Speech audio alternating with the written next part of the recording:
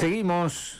Hoy es lunes y es el lunes que correspondería haber tenido la columna de análisis político con el sociólogo y magíster Eduardo Botinelli, pero decidimos hacer la entrevista central con él en esta ocasión para hablar justamente de lo que es esta campaña electoral en su último tramo hacia la primera vuelta de octubre.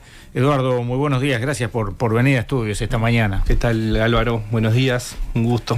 Bueno, notoriamente estábamos hablando recién con la diputada Betiana Díaz. Ella hacía un análisis de por qué entiende que pasa lo que muchos están diciendo que ocurre, que es una campaña con poca vibra, por decirlo de alguna manera.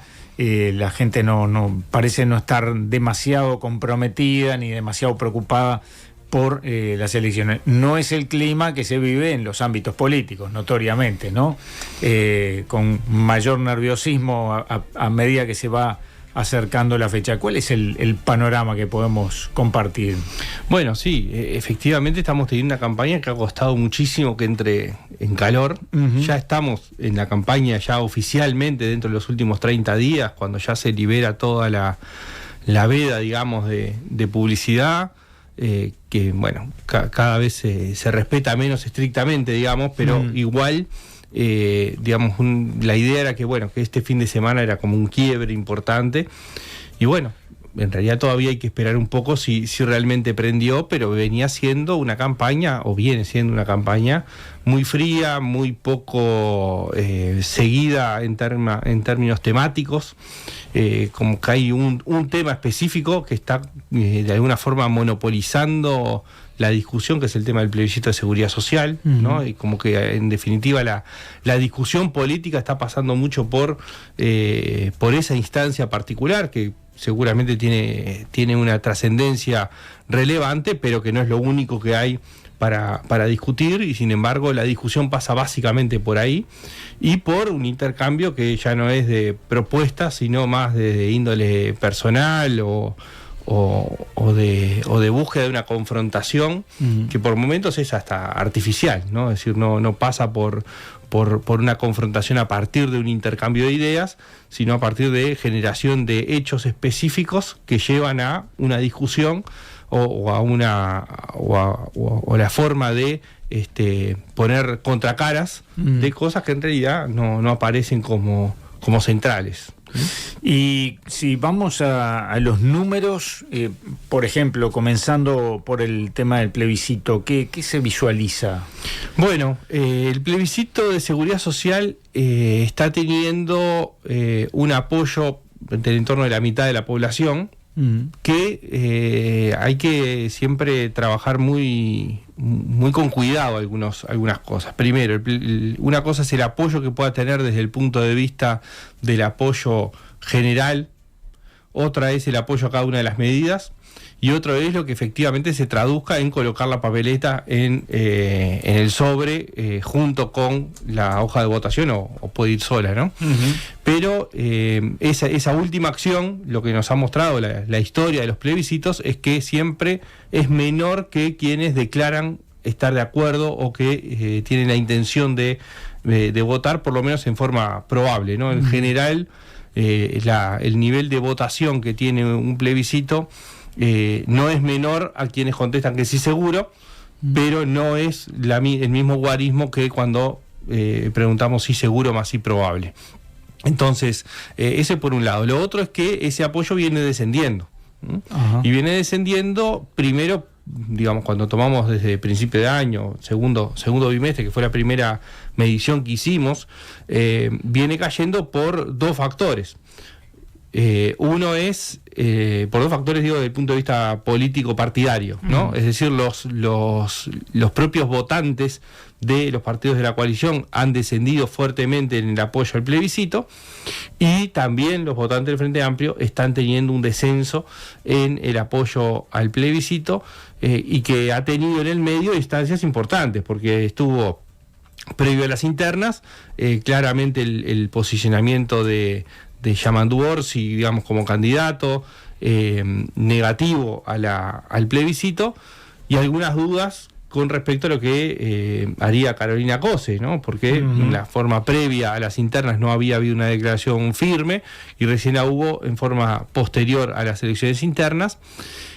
Y también hubo movimientos dentro del Frente Amplio, como por ejemplo la carta de los economistas frente amplistas, ¿no? Que fueron generando hechos de posicionamiento distinto a lo que inicialmente la gente se posicionaba como, digamos, en forma personal o social, vinculada a un posicionamiento con respecto a lo que se estaba, sin tener la información o el grado de discusión que se ha dado después en cuanto a los posicionamientos políticos de los sectores, de los distintos partidos y de las distintas figuras.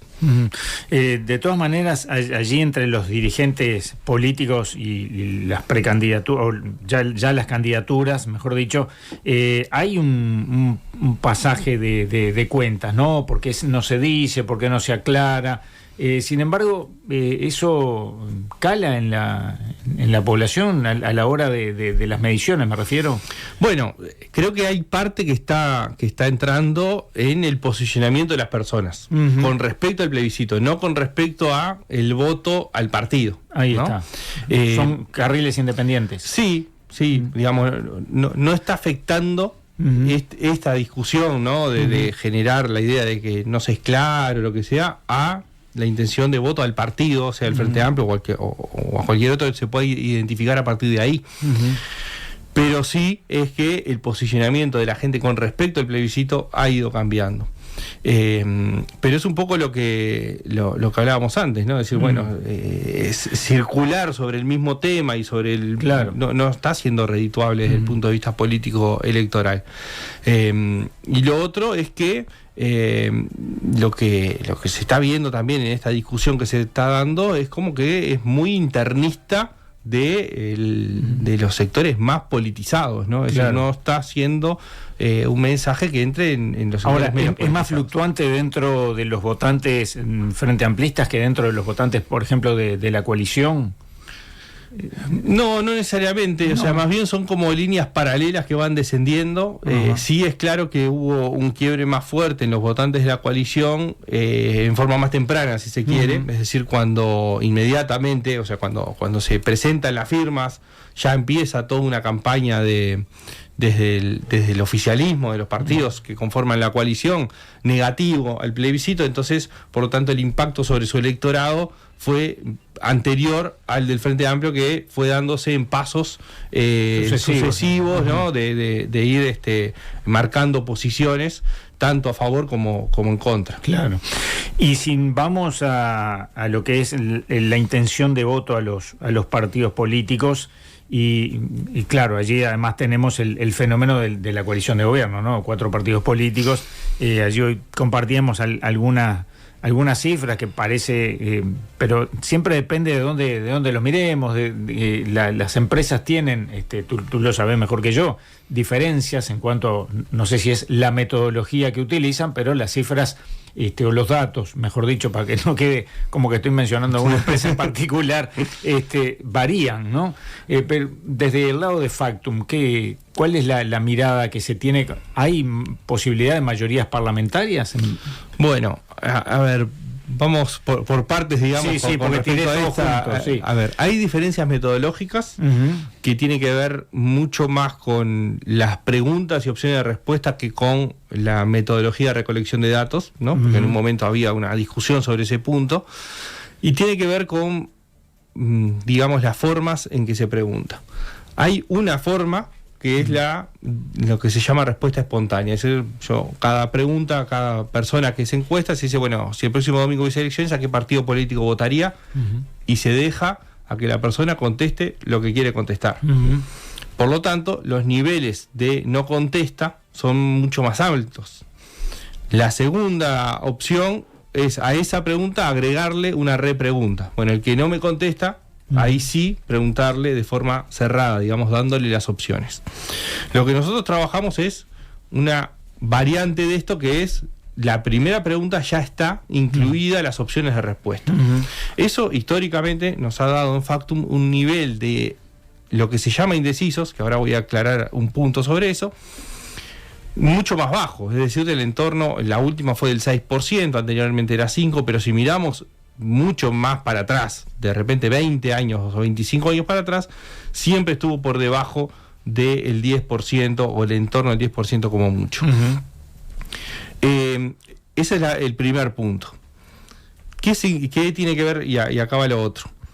Cuando decía los indecisos. Bueno, los indecisos, cuando nosotros miramos los datos de cualquier encuesta, lo que se llama indecisos, en realidad hay una parte que no es indeciso, hay gente que no quiso contestar la pregunta. Claro. Que son dos cosas distintas. Una cosa Exacto. es yo no sé qué voy a votar, y otra cosa es no te quiero decir lo que voy a votar. Tal cual. ¿No? Y los perfiles de esa persona son distintos. El que no quiere contestar es un perfil distinto que el que dice no sé qué voy a votar. Entonces cuando ¿Eso ha crecido en los últimos tiempos, años? No en forma importante, digamos. No. Bien. O sea, lo que ha crecido es la dificultad de poder contactarse con las personas. Después que se está contactando no ha tenido en un mundo cada vez supuestamente más comunicado. Bueno, cada vez más comunicado, con más vías de comunicación, pero más complicado de comunicarse, ¿no? Entonces, ese es el proceso. Y nosotros lo que estamos trabajando, lo hicimos durante todo el 2019, es decir, no es una novedad en este ciclo, es a ese 6% que no contesta a la pregunta o que presenta alguna duda, lo que hacemos es, en función de 21 variables, es decir, de 21 preguntas que hacemos en el cuestionario, estimar cuál sería su comportamiento más probable en caso de que efectivamente las elecciones fueran ese domingo, porque el día que hay elecciones no existe la posibilidad de irse sin haber depositado un sobre. El sobre se deposita con algo, aunque sea vacío. Claro. ¿No? Entonces, bueno, en ese contexto, nosotros lo que estamos viendo es un Frente Amplio, si fuera en el próximo domingo, en torno al 44%, el Partido Nacional el 27%, el Partido Colorado 15%, y después viene Cabildo Abierto con 4%, el Partido Independiente con 3%, la suma de otros partidos, donde fundamentalmente está Identidad Soberana, también aparece el PERI y la Unidad Popular, que suman 3%, y un 4% de votos en blanco y anulado. Con ese escenario, digamos que está muy competitiva la mayoría en el Senado, es decir, el Frente Amplio está entre 14 y 15 senadores, y que depende un poco de cuántos partidos entren, fundamentalmente si en estos guarismos si entra el Partido Independiente. Hay que ver qué pasa también con Cabildo Abierto, es decir, si tiene un senador o puede llegar a 2 creciendo, porque en lo que tú decías hay otro punto importante, es decir, la fluctuación que puede darse y que se está dando mucho más fluidamente entre los partidos que conforman la coalición y entre los bloques, ¿no? Es decir, lo que estamos viendo claramente es que dentro de los partidos que conforman la coalición hay un trasvasamiento de votos que es mucho más líquido que cuando buscamos o cuando analizamos cómo se están comportando los bloques. Distinto es el diputados. Diputados, la mayoría parlamentaria para el Frente Amplio aparece un poco más lejos. Digamos que estamos pensando con estos números 46, 47 diputados. Y ahí hay algunas claves muy relevantes. Primero, ¿cuántos partidos ingresan de estos 3 que tienen chance de entrar, ¿no? El Partido de Identidad Soberana, la Unidad Popular y el Partido Ecologista Radical Intransigente? Bueno, si de esos entran todos o no entran, porque si no entran, ya el Frente Amplio tiene grandes chances de ganar una banca más, ¿no? Por la cuestión de los cocientes decrecientes que van asignando las bancas de los votos sobrantes, digamos, ¿no? O sea, ¿podría tener el Frente Amplio mayoría en el Senado y no en diputados? Sí. De hecho, en el 2014 estuvo a punto de darse ese fenómeno, porque el Frente Amplio obtiene la banca 50 por poco más de 3.500 votos, 4.000 votos, ¿no? Es decir, restos, como se le dice habitualmente. Bueno, lo que se dice habitualmente restos, ¿no? Es decir, termina la banca 50 en diputados, habiendo votado casi el 48%, ¿no?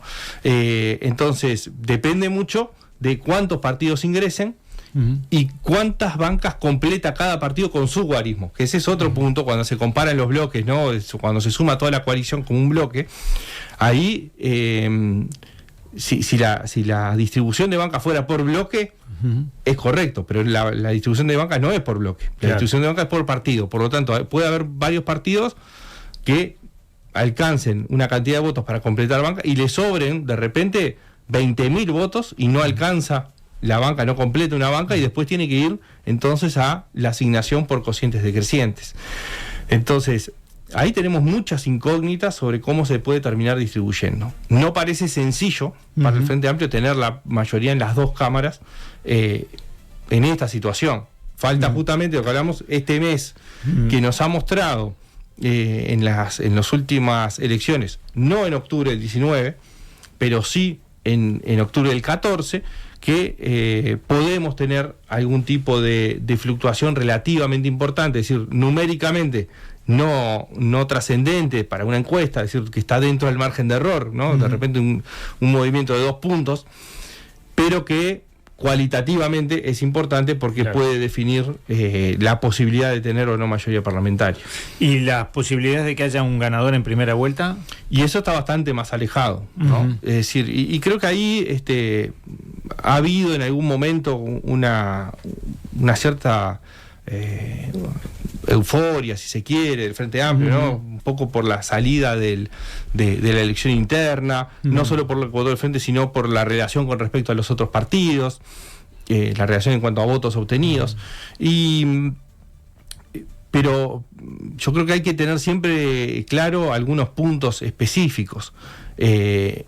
Solamente una vez un partido ganó en primera vuelta, que fue el Frente Amplio, con algunas condiciones particulares.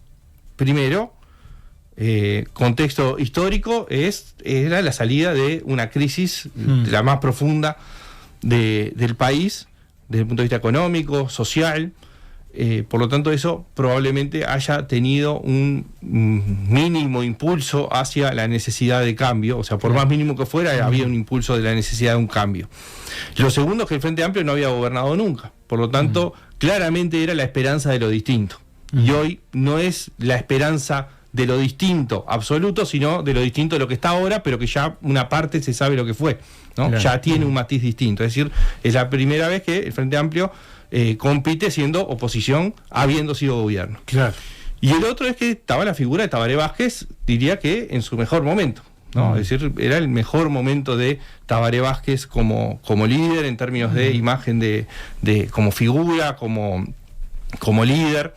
Entonces, había condiciones distintas a las que hay hoy, y con eso el Frente Amplio alcanzó el 50,45. Es decir, por menos de medio punto alcanza a ganar en primera vuelta. Entonces, las barreras que tiene el sistema político electoral uruguayo es muy alta para poder ganar en primera vuelta. O sea, hay que superar más de la mitad del total de votantes.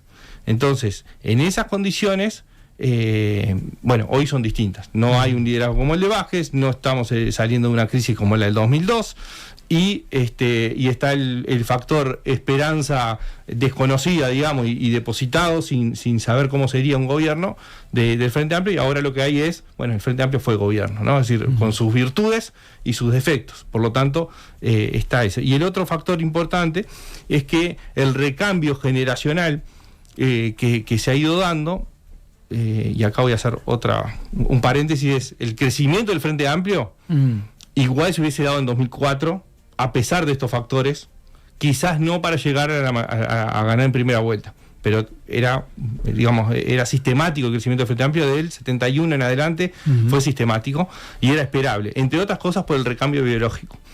¿Qué significa esto? Que los nuevos votantes eran una mayoría importante de votantes hacia el Frente Amplio, y iba perdiendo votos los partidos tradicionales por muerte, básicamente, de parte de su electorado. Es decir, ese recambio favorecía al Frente Amplio. Eso hoy ya no se está comportando en la misma medida tampoco, porque la juventud, los primeros votantes ya no se distribuyen de la misma forma que era antes, es mucho más parejo entre los bloques. Y además el Frente Amplio ya tiene un electorado más envejecido que lo que tenía. Por lo tanto, empiezan a morir votantes Frente Amplistas. Empieza ya hace tiempo, ¿no? Pero ¿no? Empieza a ser más masivo, ¿no? Entonces, ese recambio biológico tampoco está actuando en la misma medida que lo que actuaba antes en favor del Frente Amplio. Esto marca un panorama muy, muy diferente. Entonces, ¿tiene que ver esto con que por ejemplo, el actual presidente y todo su aparato de comunicación haya transmitido de alguna manera algo hacia los jóvenes más que nada, y ahí se sustenta de alguna manera, y a pesar de todo lo que se ha marcado contradictorio o regresivo este gobierno, que tenga tan buena intención de voto, igual el actual presidente? Bueno, yo creo que no es un fenómeno que se pueda... Una pregunta como para media hora más, y nos quedan 3 minutos. No, yo creo que no es atribuible directamente a la imagen del presidente, aunque hay una parte, pero la imagen del presidente construida no en el gobierno, sino durante las 2 instancias que participó como candidato presidencial. De a poco fue siendo una figura que generó una referencia para una parte de los jóvenes, pero creo que hay un tema un poco más largo, de más largo tiempo. Yo diría hace unos 20 años, el Partido Nacional empezó con una dinámica de fortalecimiento de su juventud militante en todo el país, y eso de a poco fue generando cercanía de los jóvenes blancos. Los jóvenes blancos, claro, pero con elecciones propias, primero sin voz ni voto en el directorio, después aparecen con voz en el directorio y después con voz y voto en el directorio. Es decir, ha habido un proceso del Partido Nacional, claro, y que el Partido Colorado también después emuló, digamos, la forma de dinamizar la militancia juvenil, también metiendo fuerza en algunos centros estudiantiles, sobre todo universitarios, generando corrientes en facultades donde no estaba. Es decir, ha habido un proceso que no es casual, ¿no? Claro. Y el Frente Amplio, por otro lado, es que era la esperanza total, y para los jóvenes también. Y ahora hay toda una camada de jóvenes que su socialización política la hizo con un Frente Amplio en el gobierno. Y eso trae consecuencias positivas y negativas también, porque en definitiva los males que hayan podido atravesar también son parte de gobiernos del Frente Amplio. Entonces no es solamente lo que va pasando por un lado, sino también ese ejercicio de gobierno implica las realidades que se van construyendo.